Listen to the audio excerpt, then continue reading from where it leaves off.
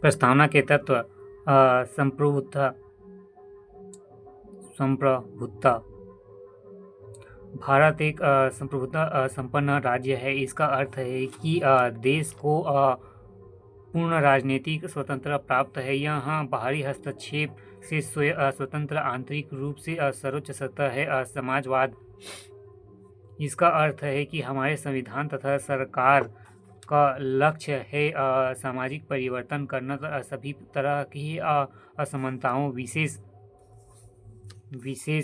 कर सामाजिक और आर्थिक असमानताओं को दूर करना। पंथ निरपेक्ष भारत एक पंथ निरपेक्ष देश है। यहाँ किसी एक पंथ, धर्म या धार्मिक सोच के निर्देशित नहीं होता। राज्य किसी एक धर्म, पंथ को बढ़ावा नहीं देता, बल्कि प्रत्येक धर्म के साथ समानता का व्यवहार करता है। लोकतंत्र भारत के संविधान की प्रस्तावना इन शब्दों से शुरू होती है।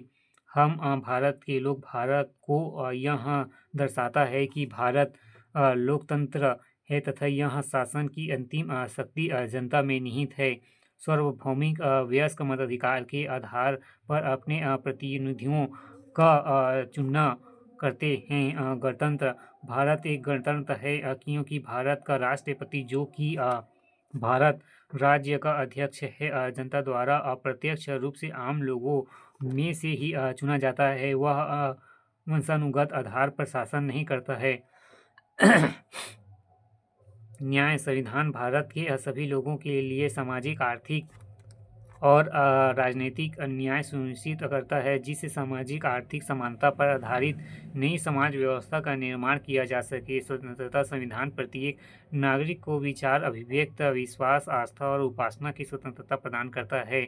समानता यहाँ सभी को प्रतिष्ठा और अवसर की असमानता उपलब्ध है। बंधुत्व भारत के सभी लोगों के बीच बंधुता को बढ़ावा देना। व्यक्ति की गरिमा लोकतांत्रिक शासन की सभी प्रतिक्रियाओं में प्रत्येक व्यक्ति की समान भागीदारी उसकी पूरी गरिमा के साथ है। देश की एकता और अखंडता बंधुत्व वह मूल्य है जो देश की एकता और अखंडता को मजबूत करने में सहायता करता है। नागरिकों के मध्य क्षेत्रीय, प्रांतीय, भाषावाद एवं सांप्रदायिकता के भेदों को मिटाकर राष्ट्रीय एकता एवं अखंडता सुनिश्चित करना। इसी कारण संगठनात्मक व्यवस्था के बाद भी एकल नागरिकता है।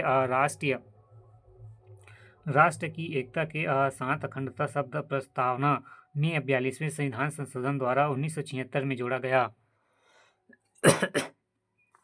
महत्व संविधान का दर्शन वस्तुत प्रस्तावना भारतीय संविधान और राजनीति का दर्शन है। इससे हम यह ज्ञात होता है कि संविधान निर्माताओं की मंशा क्या थी। संविधान की व्याख्या में सहायक संविधान में किसी स्थान पर मतभेद होने पर प्रस्तावना का आश्रय लिया जाता है। वैसे तो संविधान के शब्द स्पष्ट हैं, उनका दूसरा अर्थ नहीं लिया जा सकता, लेकिन जहाँ कभी भी शब्दों में अर्थ की अस्पष्टता है, वहाँ उनकी व्याख्या के लिए प्रस्तावना के साक्ष्य लिया जा सकता है।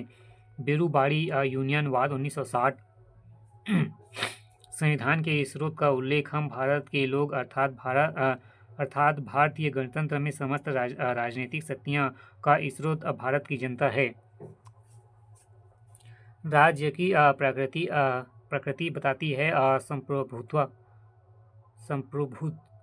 संप्रभुत समाजवादी, पंथ निरपेक्ष एवं लोकतांत्रिक।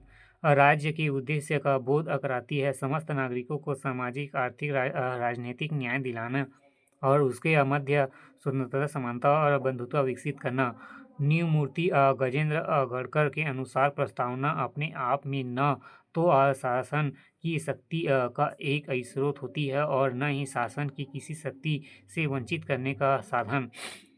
न्यायाधीश सुब्बा राव प्रस्तावना संविधान के आदर्शों व आकांक्षाओं को बताती है।